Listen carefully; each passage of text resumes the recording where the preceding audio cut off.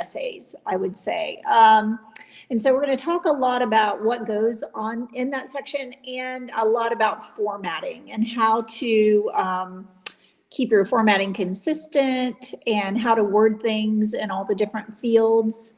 And then please feel free to pop in with any questions you have. And yay, I think I'm able to share my screen this week. So let's take a look at that. Oh, I had opened Chapel Hill when Kim had a question about Chapel Hill. Can you guys see my screen? Yes. Okay. All right. So I've opened it back up and it's on the dashboard screen here. So we're going to go over to the Common App tab and start on the activities section. Okay. So, what's happening here? Yeah, Tracy, we just see kind of a sliver of your screen. Yeah, I did open it up separately. So let me see if I can figure out how to make it full. I can also just open mine if need be too. Okay, hang on 1 second.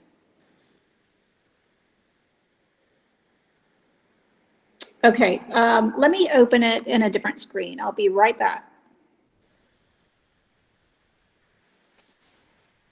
You're such a nice screensaver. Mine is just a bunch of icons. I'm impressed. Can you guys see this screen? Yes. Yes. Okay, I'm going to open it in Chrome.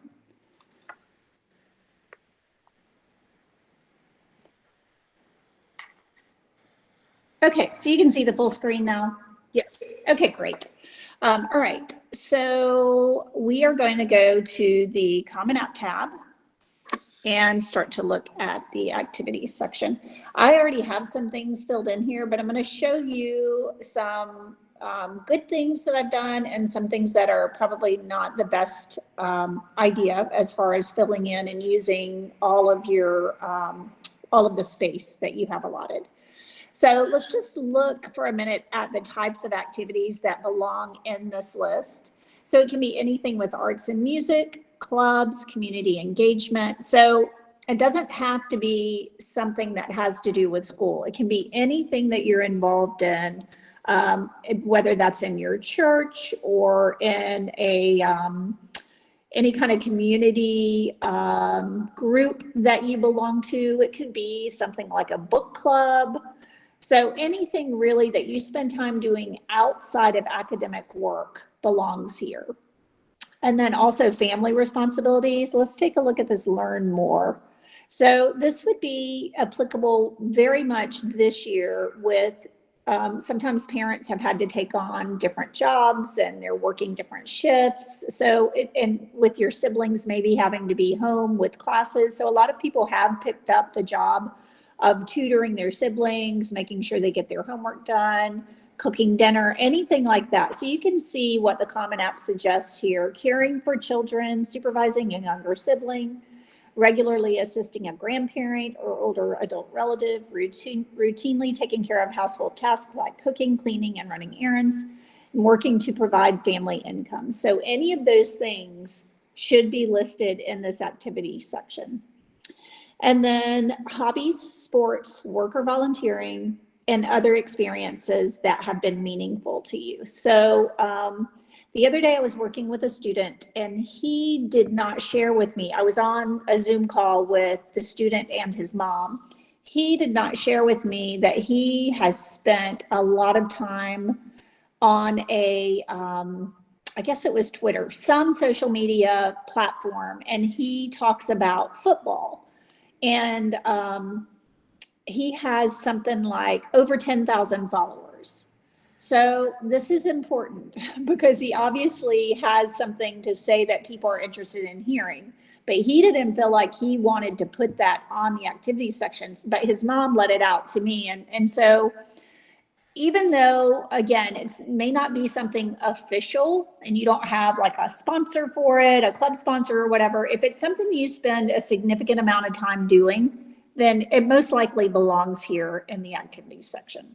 And Tracy, can I mention also, just in like a timely manner, I've noticed a few students who have been involved in protests recently or have been volunteering with things related to the election coming up. So if you are going to work at a poll, or you're going to, or you volunteer for one campaign, or you have been part of organizing some sort of social activist movements, either if they're online or in real life, any of that would be the kind of stuff that you want to include here as well. Yes, absolutely. Thank you, Marjan. Okay, and so always choose yes to the next question. Do you have any activities that you wish to report? Again, if you don't have any official activities where you belong to a club at school or play sports or something like that, you still need to show colleges how you spend your time outside of school. So they want to see that you're somebody who, you know, has some interest. They want to learn more about who you are as a person. They've already seen all of your grades and your test scores and all of that quantitative stuff. So they want to see how you spend your time and what you enjoy doing and what's important to you. So you just go down to the first list. You can list up to 10 activities. And one of the biggest questions I get is, do I have to fill in all 10 sections? And that's an absolute no, you don't. So there used to be the idea that colleges wanted well-rounded students, and that's really no longer true. They really want students they want a well-rounded student body. So you don't have to be somebody who plays sports and you're in the debate club and you're in the Spanish club and you have a job. Like, you don't have to have every single aspect covered as far as activities. But I would say if you have a few activities where you go in depth, so it's something where you've participated in it for a few years, maybe you have either an officer position or you're a chair of a subcommittee, something like that, where you've moved up a little bit and you have taken on more responsibility in that activity. A couple, 2 or 3 activities is fine, as long as you have that depth. I'm going to pause there for a minute. Go ahead, Marcia. Oh, I was just going to say, if you do have sort of a more well-rounded experience, that's not to say you shouldn't report that. Just because the schools are looking for a well-rounded student body doesn't mean that an individual can't embody that. We're just saying, if your interests lend themselves towards sports or music, don't feel like you're inadequate because you don't have both. You can be the well-rounded representative, or you could be the deep dive person. Either way, the schools are looking for commitment to the things that you're involved with. Yeah, absolutely. So students, or Kim and Laura, are there any questions at this point? I think that the most challenging part for us is how to fit the description in such a small box. Right. Yes. Okay. So yeah. So let's look at each. Let's look at each of these fields. So the first box is a drop-down box. So you're going to choose the type of activity. So you can see it starts with academic, and sometimes there is a question about what's academic and what's not. For instance, a lot of students are involved in DECA. And so, it's hard. Sometimes that crosses over between, because you maybe take a marketing class and that's where you do a lot of the DECA stuff. But then there's also the outside commitment of a club. So sometimes there can be a crossover, and you just have to choose the best that you think. For me, for instance, with DECA, I typically ask students to list that as academic, just because there's crossover with some classwork. But then you can see there's art, club, JV varsity sports, career oriented. That's another one that DECA could be under, because it does have to do a lot with business careers. And then again, community service. And then I wanted to get down to, you can see there's also work paid. So if you have a job. Sorry, did somebody want to say something? Okay. So there's work, definitely. Go ahead. Kim had a question. Go ahead, But Kim. you're muted. Okay. Oh, before we get started with that, do they need to place that like an order of importance? Like when they're listing the first one, that's the one they consider the most valuable, the most important? Is that how it goes? Absolutely. Thank you, Kim. Yes, absolutely. So it should be, so let's pause for a second and talk about that. I'm sorry, I didn't say that in the beginning. So what happens is admissions officers, and I know I say this almost every time we meet, but I just want you to understand that this is absolutely true.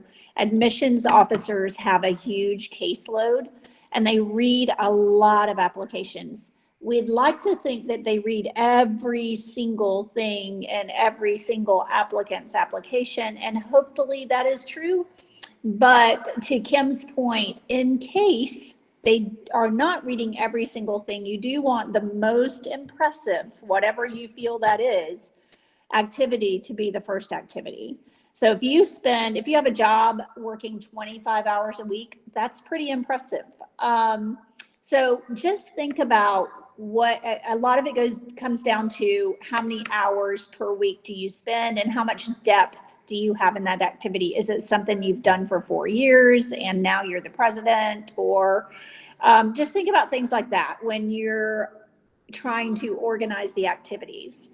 I'd like to also just jump in and say, I think it'd be really helpful, even if you don't have a resume or a brag sheet or something that you can reference, if you think about all of your activities from 9th through 12th grade before you start working on this section, just like we would demand of you to work on your essay outside of the application before you cut and paste it in. You're gonna feel a little bit of pressure when you're looking at this list to like remember what's important, and then you might do it out of order. Think of something that you did in 9th grade, didn't do ever since, and then you jump to something that you've done for 4 years. So you want to take this in an organized fashion.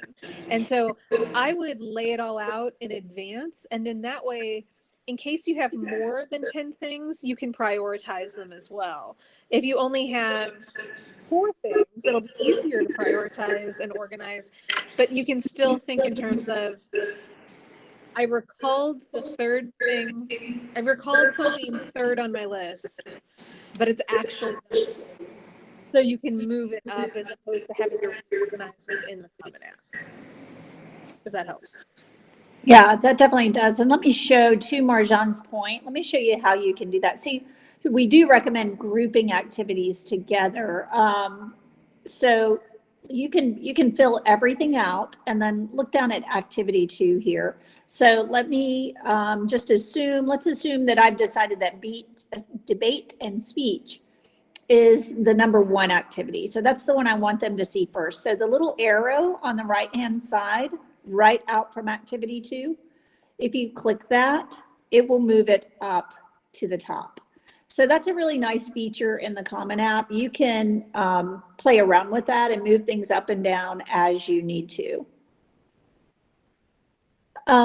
Okay, so again, looking at this drop-down box, there's also an other and club, it says club activities. So that can be anything. So if you, let's say you play Quidditch on a community league, and Quidditch from Harry Potter. Hopefully everybody knows that reference, but maybe not.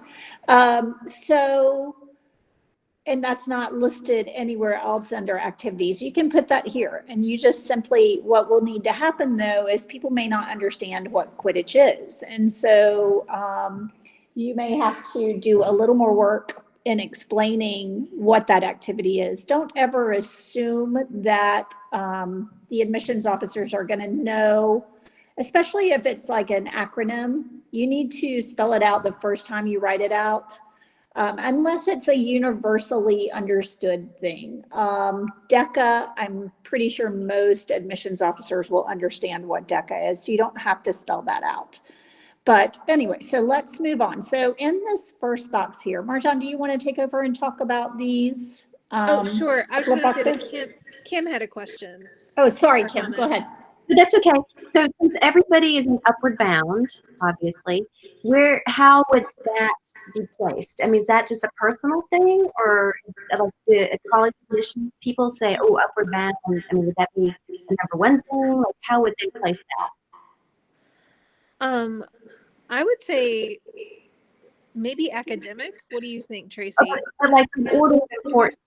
Yeah, she's asking where would that fall? Because it is a significant time commitment. I think you have to measure that against all the other activities. So again, I would put it all in here, and then I would see like a weekly total of how many hours you participate, because you do have to average things out. So while it's a heavy load during the summer, it's not as heavy during the school year. So you have to balance those hours out. I think you have to measure it against all of your other activities. If you're the president of the student body, then I would say that would go ahead of upward bound. But then if you don't have as many activities, maybe upward bound is the number one. Does that make sense, Kim? I know that's a little vague, but I think you have to measure it against, that's why we want to work one-on-one with students, so we can kind of talk through how this order should be. Yeah, that's good. Thank you.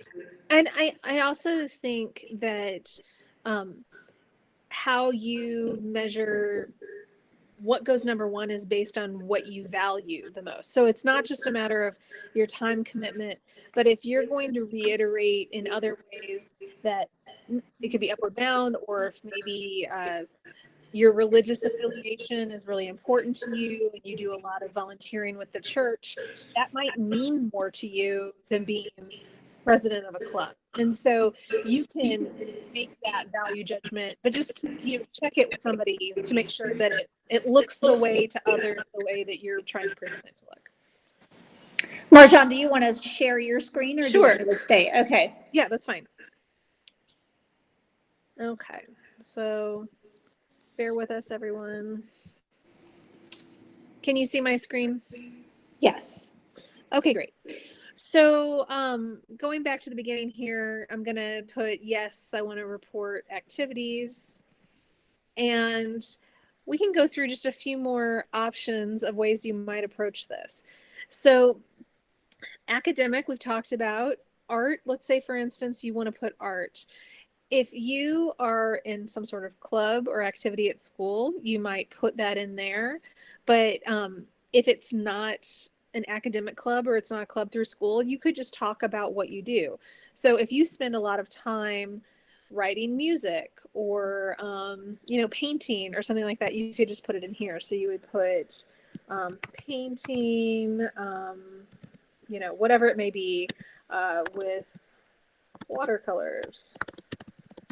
And then you wouldn't have an organization name, but if you have, in this question, it says, please describe this activity, including what you accomplished and any recognition you received.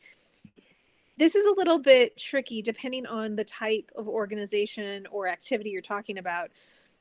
Because if this is something that's a hobby that you spend a lot of time doing and it's really meaningful to you, whether you intend to major in art or not, you could talk about that this is something that you spend a significant amount of your time doing, and it's a passion. If you also, like Tracy's mentioned, if you have activities where you've had a leadership role, or you've been able to demonstrate a commitment to an organization, I probably wouldn't prioritize a hobby over those things. But if you don't have as many of those types of organized activities, then this might take more precedence. So you would just, again, indicate, and this could be the same for music or art, or, if you play a sport for fun as opposed to on a competitive team, that would be the same sort of thing, where it's not going to be prioritized over an organized activity. And then you just put when you did it, hours spent a week, weeks spent a year. So you have to do these again because they have the red asterisks, but it might be, let's say you do something just during school breaks, you could put your hours. If it's something that you do during the school year, or you do all year, however you might qualify it, you might have sometimes the year that you do more than others. So just, this is all very individual, and it's hard to give you guys really generalized statements about some of these activities, but that would be important. And do I intend to participate in a similar activity in college? Again, you might be really passionate about something right now, but don't foresee doing it in college. And so this is just something you can indicate if you think you will or you won't. I would discourage you from saying no to everything because that'll show a lot of inconsistency in you as a person. If you spent many, many hours in high school doing something that you have no intention of ever doing again, then it would make the admissions officers wonder, like, well, why is this so important to this person if it's not something that they want to continue with? Do you agree with all that, Tracy? Yeah, I do. And furthermore, I would just say that colleges, for the most part, want students who are going to be active. Like, they want you to be engaged and join clubs and be part of organizations. So I think it's okay to say no to some things, like Marjan said, but I would definitely pick a few that you think you might stick your toe into in college and put yes for those. Okay, good. Marjan, can I ask you to go back up on the screen a little bit? So one of the biggest questions here, sorry, down a little more, down so I can see the, right here. So a big question is, how do you describe the activity? So this one that's highlighted here that says, please describe this activity, including what you accomplished and any recognition you received. And I think it was either Laura or Kim said, how do you do all that in 150 characters? I recommend to my students, again, the Common App, this is one place the Common App lets you have some freedom. So you can decide how to list your activities here, but the biggest thing is that you need to be consistent. So however you do it, now this particular example is a little bit hard because art as a hobby, like, you're not going to be able to say organized fundraiser or whatever. But I recommend to my students that you treat that position, sorry. Go ahead. I'm sorry. I'm just trying to make it be something that you could describe. Okay, thank you. Yeah, that's better.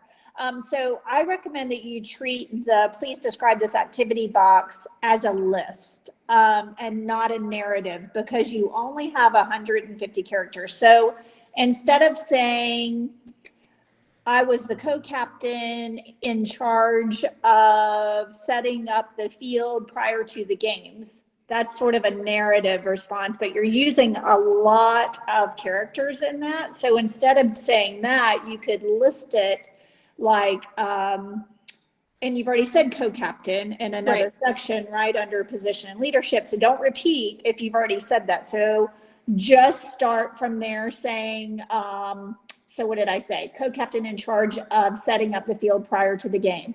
So instead of that, you could say responsibilities and a colon, setting up field, oh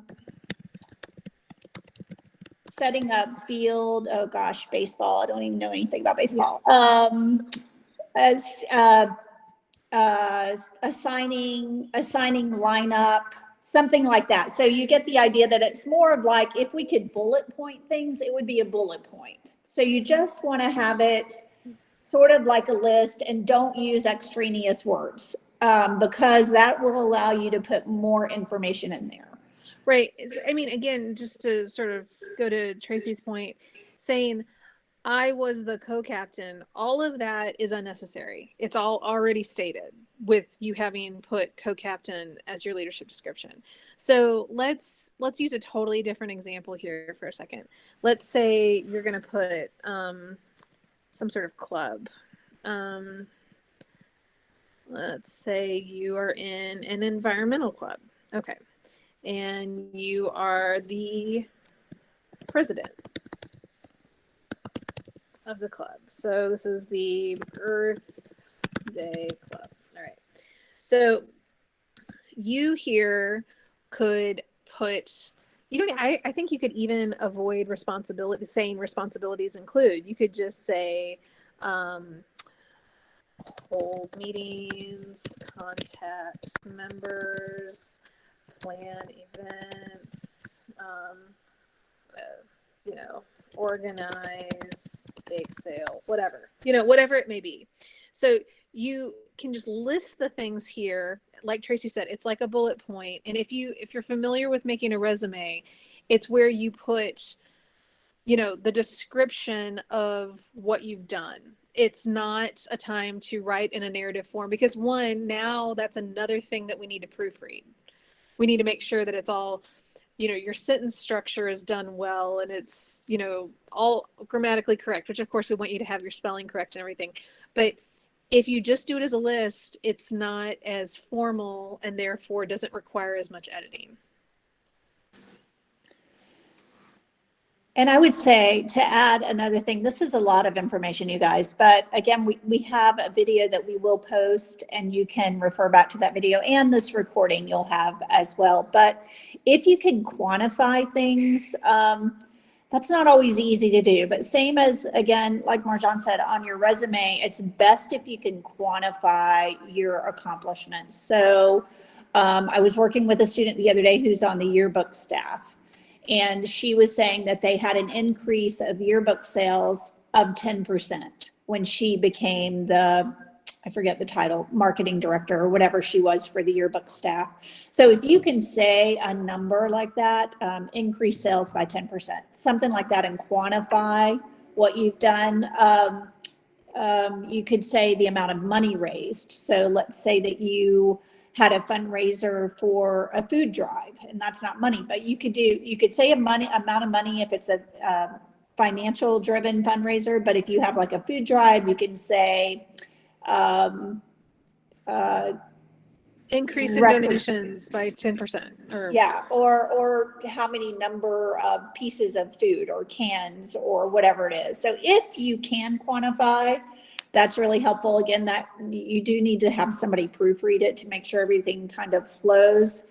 But again, back to what I said earlier, if you choose to do that here with a bullet point list, then that's what you need to do in every other activity as well. Just keep the formatting exactly the same. Good. And one note here. So if you are the president of a club, presumably you didn't start the club in 12th grade and become president immediately, right? So even though you're giving yourself this designation here, if it's something you've done throughout all of high school, which is great to show commitment to an organization, you go and put that. It doesn't imply that you were the president every year. But if you wanted to, you could say, you know, you can be specific so they can see when that was. If you held multiple offices, maybe you were the VP in 11th grade. So you have as long as you're within the word or character limit, you can put all sorts of stuff there. Again, hours spent per week. So if you're an officer, presumably that would be more hours than if you, you know, were just a member in a club. And if, you know, this is something that you've been doing for a long time, you probably intend to do it. Again, about this issue of if you are going to, Jim, if you're going to say that you're interested in continuing with it in college, just as it's important to show that there are things that you want to do that you've done before, I think it's probably not the best idea to have 10 things that you anticipate replicating in college, because the reality is that you just won't have time for that. You're not going to have time to be a full-time student and maybe working and be in 10 different activities. So you want to pick, again, what you think you might be most interested in doing in the future. Can I just say another word about hours? Yeah, sure. So this is also a place where students struggle a lot, and it is hard. It's difficult to know. Again, a student I was working with, well, and we can just reference Upward Bound, for instance. So you guys spend, is it 6 weeks in the summer live? I mean, typically, not this year, but so that's pretty much full time, right? Because you have classes during the day, you interact with people at night, you have like group activities, right, in the evening. That might be fun and not necessarily academic, but it's still part of your commitment to Upward Bound. So you just have to really, I encourage students when they list an activity and they're struggling, when it crosses over with summer break or in the evenings, they're struggling to get it kind of tied down to a number of hours. I encourage them to lay out what a typical semester looks like for that activity and just average it out.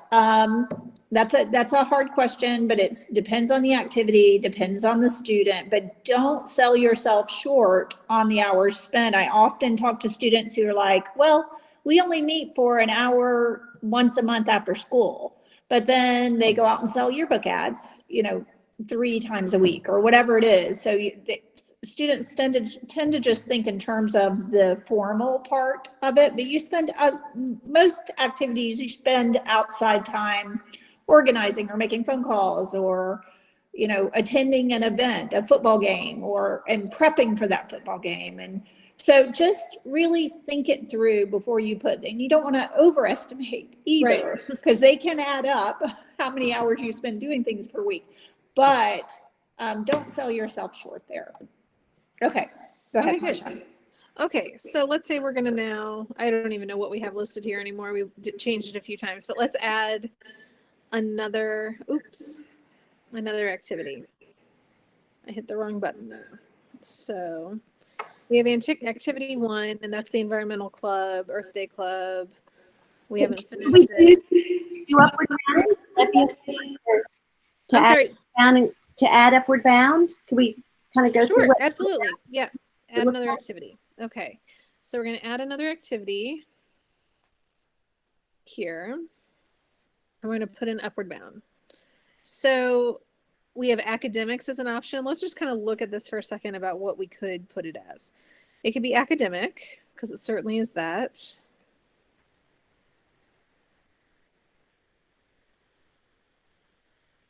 Just scrolling through here. You guys have some students that are in the science and math program, correct? Cameron, They all do science and math, basically. I mean, everybody does everything. So, okay. go ahead. I wouldn't put that even if you were technically in the upward bound science and math, just because it's much more than that. So I would probably keep looking. You could also put other club activity. I mean, so academic or other, I think, are your best bets here. So let's actually put other, because you do a lot of stuff here.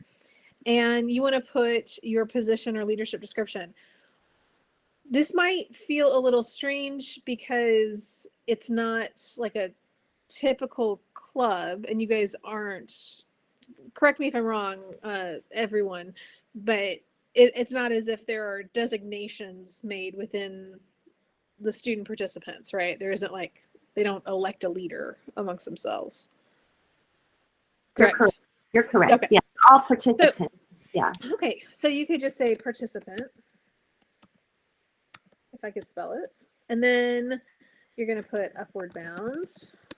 So we could put Appalachian State, like trio, Appalachian Yes. State. Sure.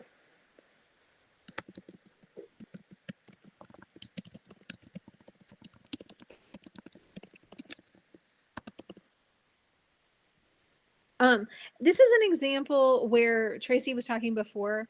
Trio is something that in the higher education world is very well known. So you could leave it as trio. Now, App State or ASU could mean nothing or something different depending on the review of your application. I think most people in the country, when they hear ASU, think Arizona State University, which is obviously not what you guys mean. So in this kind of instance, I would spell that out if you were putting it there. And then you would put your activity, including what you accomplished. Maybe you guys, the students, would be willing to shout out some potential options of what you do in Upward Bound.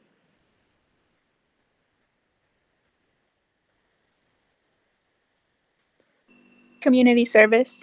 Okay. Anything else?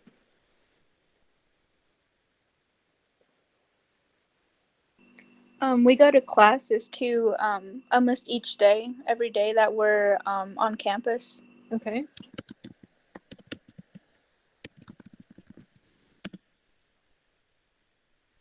What are we doing right now?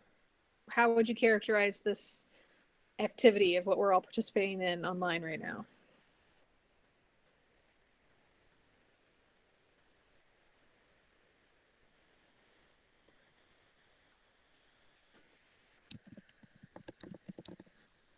Maybe. And another thing I think Laura mentioned earlier was the research mentorship. They've all done a research mentorship. And they could maybe list what it was, like in psychology research or whatever it was specific to them. Or whatever is appropriate for you, right? So What about like team building or the activities you guys do? What do you refer to those as? The outside activities?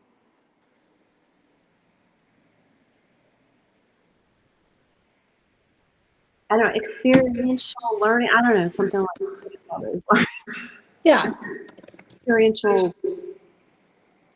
They all have on their resume, I think, a list of things from the trio Great. done, so we can refer to that. They've been to visit college campuses too, so I don't know. They've done a lot of college research in that respect. I think there's also something that is unique to being in Upward Bound that might be worth mentioning. And I don't know if you want to put it at the beginning, but that would also be that I think all of you guys are first generation, correct? And the reason I mention that is because colleges are very eager to increase the number of students who come from families that have not typically had, college as part of their life. So there might be a way to incorporate that in your description as well. Mm-hmm. I wonder if, well, is there what do you describe somewhere? I don't know if college access. Sure. Or I don't know. Yeah, maybe with participant, you could do participant, college access program. Mm-hmm. Does that work? Yeah, I like that. Mm-hmm. I mean, Kim and Laura, chime in. You guys, this is your ball of wax. So for sure, if you disagree with something we're saying about how to do this particular one, please let us know.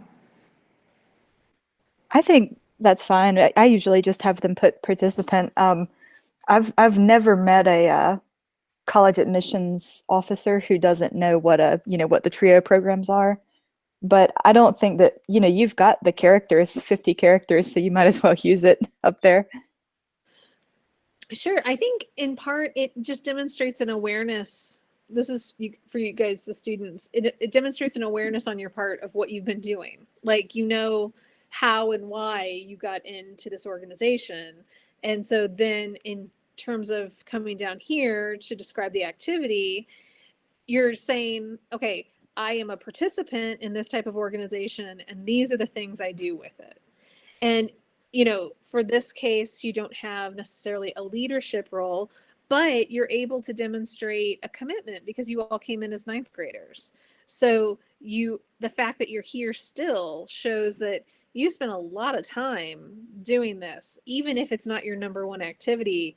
In fact, in some ways, it's better when you can show that your 2, 3, or 4 activity on the list required quite a bit of commitment. So it's not like you just did one thing a lot and then you had these other activities that you did in name only. This is something that you've clearly put a lot of time and energy into. And Marjan, I just want to add one thing. I don't know if we have any characters left under describe this activity. I don't know how to tell if we do or we don't. I think it's just going to cut me off. Just keep going until we run out of space. But Yeah. I was going to say, and again, Laura and Kim, chime in if you have any thoughts on this, but what do you call the summer 6-week program? Is it Summer Academy or? But we could say residential summer. I mean, it's a residential program, so they're on campus. Yeah, I mean, I think that would be a big thing to put on there. Again, most admissions officers probably understand that, but it is super impressive. That 6 weeks in the summer is a commitment. So, Well, and also, as we've learned from working with different upper bound groups, not everyone does the same process. Like I think this is the ideal, but some places might not have the resources to implement it in the same way. So this is demonstrating if you did in fact participate in the summer academy every year except for 2020, then you're showing that you've been involved with that. I would even try to put the fact that it's 6 weeks, if you could, in there. See if that will, like 6-week residential summer academy, maybe. No, I'm out. No. But- Okay. Well, But you might want to take some of these other things out. Like maybe if experiential learning doesn't mean anything to you, then you might take it out. Or maybe, instead of psychology, you're able to put math, and that would take up fewer words, fewer characters, whatever it may be. If you can squeeze more in, that's great. And remember, in case you're trying to remember this, but you aren't writing all of this down, this video will be online. So you could even just skip ahead to this portion to see, okay, what did they put in for the upward bound, and then pick what you wanted to include. Also, if we usually have them add us as other recommender in the recommender section, Yes. and we will write with great detail about how great it is that you're a first generation student and all of the sacrifices you made and all of the cool stuff you did over the summer. And so you don't have to stress to get this part perfect as long as it's descriptive enough. And then we can help you out with our letter of recommendation. Absolutely. So I just want to make one more quick note on the timing here. So if you do something like with the upward bound example, where it is super intense for 6 weeks, but then is not quite the same time commitment during the rest of the school year, it is something that you do all year, but you could average out your number of hours. So it's a way to indicate that you've done a lot at one point of the year and less so at another time. And they're going to be looking at the whole description, right? So they're not going to be scrolling through your application on these pages per se. They're going to be able to see all of it together. So the reader of your application will be able to say, oh, they did the 6 weeks program. And then down here, they say that they spent, 12 hours a week doing this, but obviously that's not what they mean for the 6 week program. They mean on average. So, these are smart people reading your applications. They'll be able to figure out some of these details. But I just want to reiterate what Tracy said before. No matter how many activities you have, you want to just have the same format for all of it throughout. You want to make sure that it's consistent, looks really professional. so Marjan, sorry Yes, to interrupt that's again, but to that end, since you just reiterated that, will you go back up to the top Sure. and let's do the preview? I just want to show, actually, hang on. Okay, so I see you've listed it there. Can you go back up to the next activity, the first activity? Yeah. So, where's the description box? Go to the description box in activity 1. And so can you delete all of that and just type a sentence like, we meet every Friday to discuss environmental issues. This is just for demonstration purposes. We're not asking you to do this. I still like the bullet list, but okay, now if you'll go to the preview button. So this is what admissions officers are going to see. So you just want, to the point of it being consistent between activities, they want to be able to look at it and say, okay, that was 12th grade and they were president and they were a participant in this program.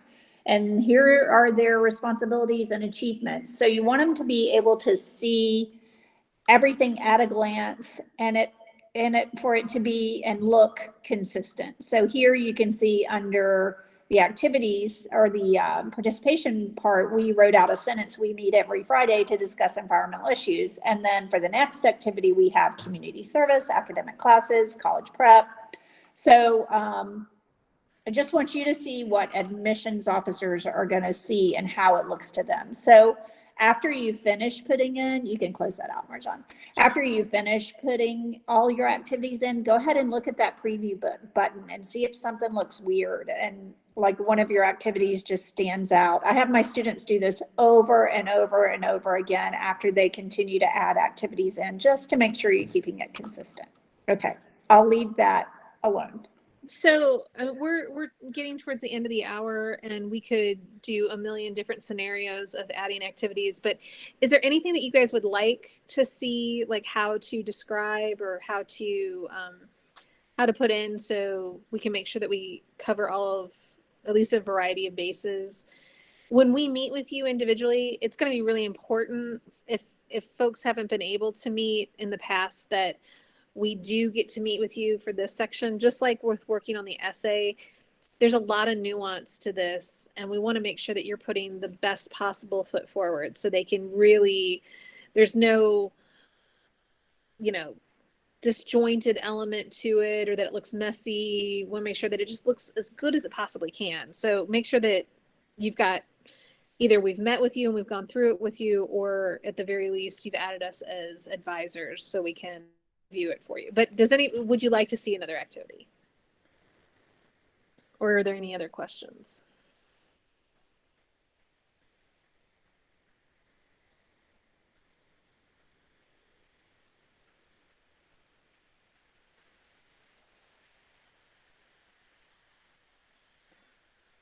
No? Okay. And if there's anything you want to know and you don't want to talk about it here, you're welcome to email us separately, or again, during our meetings, you can ask those questions that if there's something that's a little more personal that you don't want to say in front of the whole group as well. Marjan, are you still there? I'm still here. I'm Okay, here. okay, Yeah. sorry, it said you left. So if there's no other questions about that, just be sure again that if you can have your resume with you. It sounds like, I think everybody has completed a resume in Upward Bound, right? Do you do that in 11th grade? Yeah, so that's great. That's really going to come in handy for the activity section of the Common App. And if for some reason you're stressing it, like you have it in a file somewhere and you can't find it, or whatever the case may be, if you could just spend a little bit of time thinking about what is most important to you, even just like jotting down a list, we can organize it with you. That's partially what we'll be doing in our meetings, is making sure that the most significant activities are at the top, and then the ones that you maybe just had a passing interest in or didn't have quite as much of an involvement with, go a little bit lower on your list.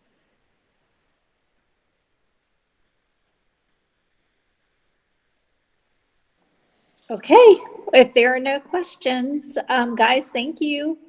Hope you have a good rest of the week, and watch for the recording to be posted and for our video to be posted that goes into a lot more detail. You're welcome, Alexis. Yeah. Yeah, we'll see you guys next week when we're going to talk about the supplementals next week, right? Yeah. So go ahead and start looking at all your college supplemental questions, and write down any questions you're going to have for us during that session. Thanks, guys. Bye. See Have ya. a good week.